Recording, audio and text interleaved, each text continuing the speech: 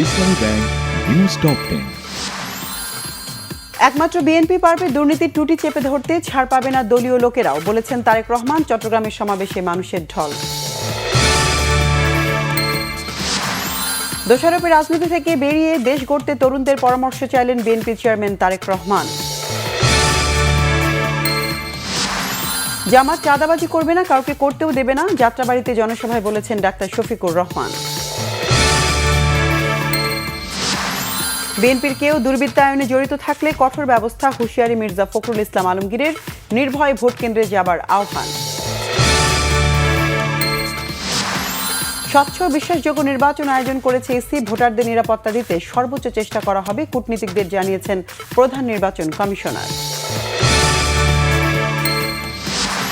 প্রধান উপদেষ্টার সভাপতিত্বে জাতীয় অর্থনৈতিক পরিষদের নির্বাহী কমিটির বৈঠক অনুষ্ঠিত। ২৬টি প্রকল্প নিয়ে আলোচনা।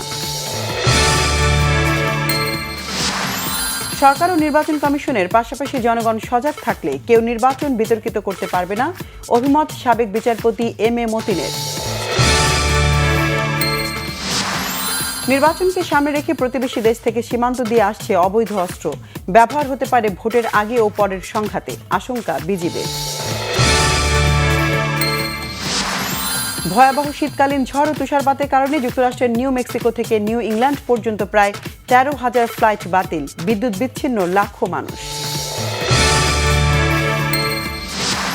ফুটবলের মতো ফুটসালেও অপ্রতিরোধ বাংলাদেশের মেয়েরা। শেষ ম্যাচে মালদ্বীপকে ১৪-২ গোলে হারিয়ে প্রথম সাফ নারী ফুটসালে চ্যাম্পিয়ন বাংলাদেশ।